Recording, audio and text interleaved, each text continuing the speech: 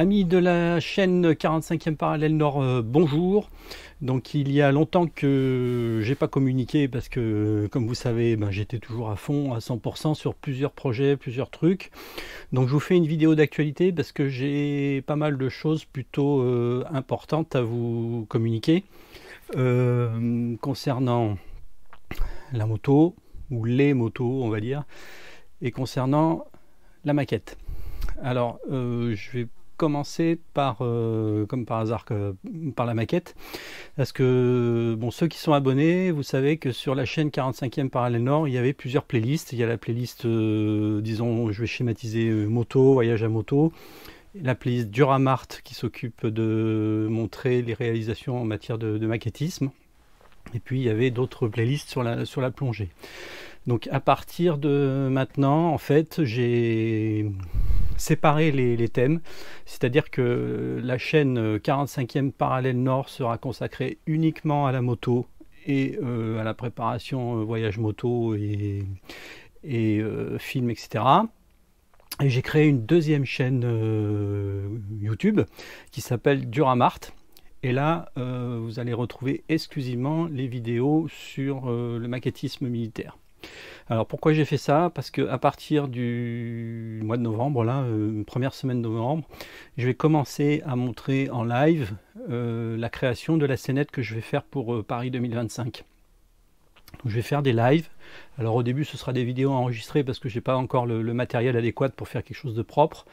Mais à partir, disons, de début décembre, il y aura des lives avec peut-être plusieurs caméras où je vais montrer pas à pas le montage de la scénette Bataille de Normandie 1944 pour Paris 2025. Voilà. Parce que je sais qu'il y a des personnes qui sont abonnées à 45e parallèle Nord mais qui ne suivent pas la moto ou qui ne suivent pas la maquette, etc. Donc ceux qui sont intéressés pour la maquette, il faudra vous abonner si vous voulez, enfin regarder les vidéos qui seront sur Duramart. D-I-O-R-A-M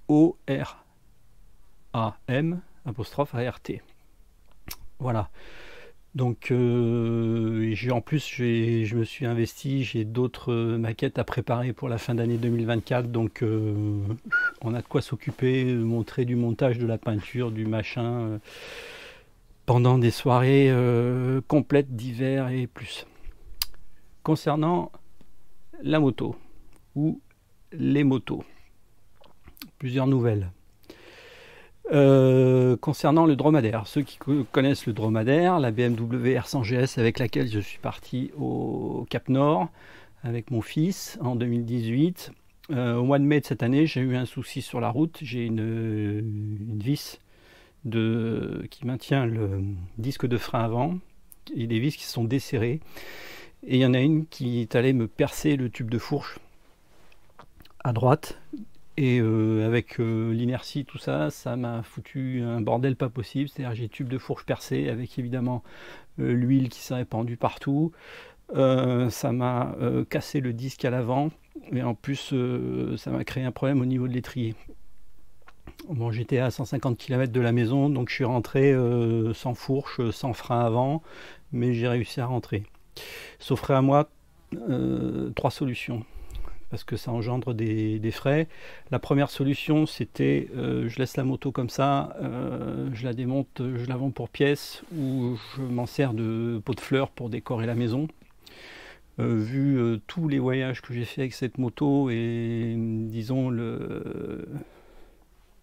l'impact sentimental, on va dire comme ça, que j'ai avec cette machine, ça m'était un petit peu difficile. La deuxième solution, c'était de refaire le minimum de réparation, c'est-à-dire changer un tube de fourche, changer disque de frein, plus étrier, voire mettre cylindre parce qu'il n'était pas en très bon état.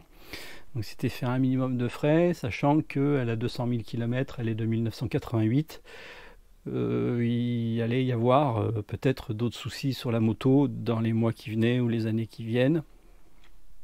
La troisième solution, et c'est celle que j'ai choisie, c'est de faire la totale.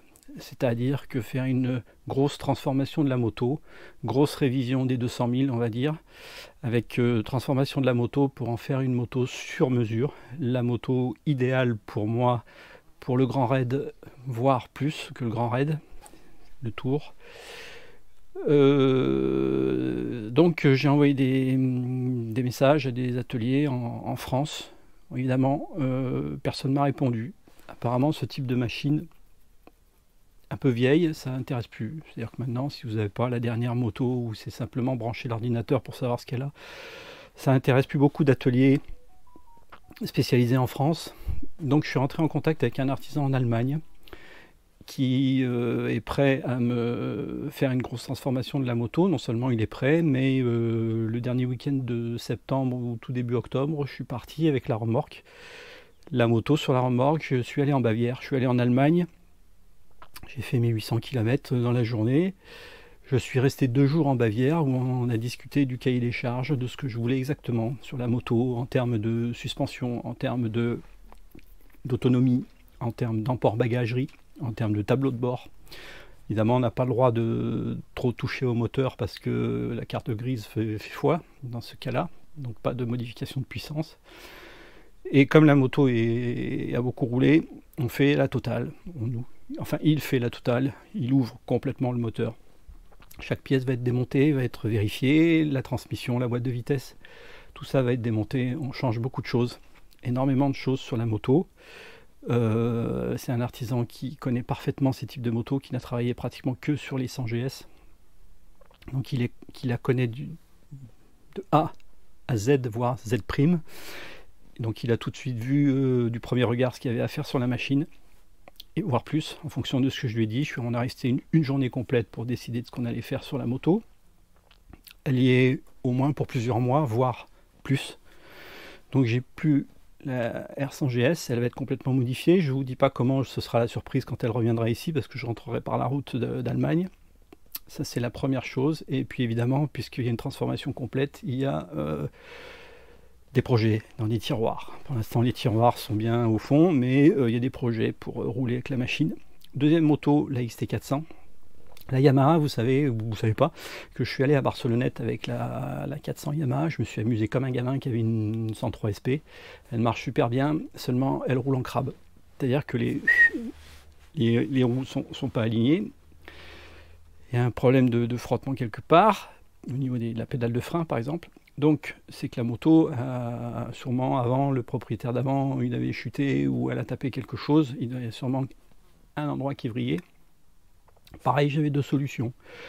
La démonter, la vendre pour pièces. Ça fait un peu râler parce qu'elle marche bien, elle est sympa, tout le monde vous regarde, elle est signée par Serge Bacou depuis Barcelonnette. Deuxième option, c'est celle que j'ai choisie aussi. Je la démonte complètement, je démonte tout et je vais emmener les pièces sensibles à Bordeaux pour vérification. Bon, je ne vais pas à Bordeaux que pour ça, hein. J'y vais à Bordeaux pour autre chose et j'en profiterai. Vérification du cadre, vérification du bras oscillant, vérification des fourches et tubes de fourche, vérification des jantes aussi, donc pour dévoilage, éventuellement redressement, etc.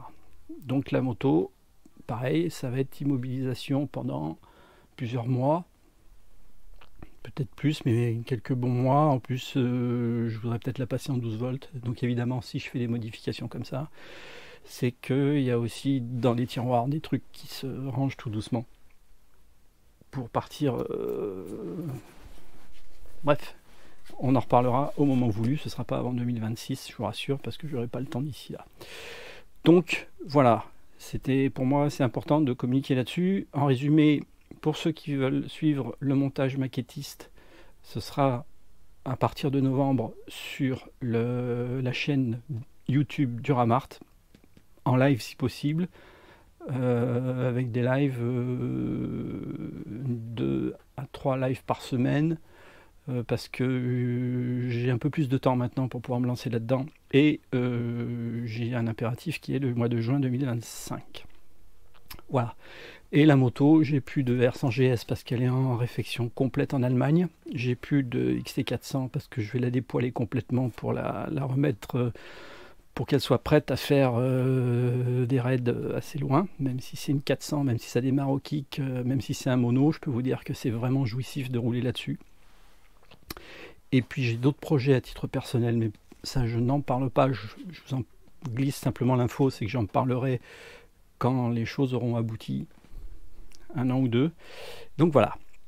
Donc je réfléchis encore si j'ai pas autre chose à vous dire. Donc je suis sur mon scoot, voilà, donc je circule en scoot. Bon, je circule en scoot pour aller au boulot, hein, c'est pas de souci. Mais si je dois faire des balades moto, voire des week-ends, je roule en scoot. Hein, c'est un 300, ça marche fort, ça marche bien, ça va au bout du monde, il n'y a pas de souci. Voilà. Ben écoutez, je vous souhaite un bon week-end pour ceux qui sont en week-end, et puis à bientôt sur une des deux chaînes. Allez, je vous remercie et n'oubliez pas de vous abonner pour ceux qui veulent. Ciao.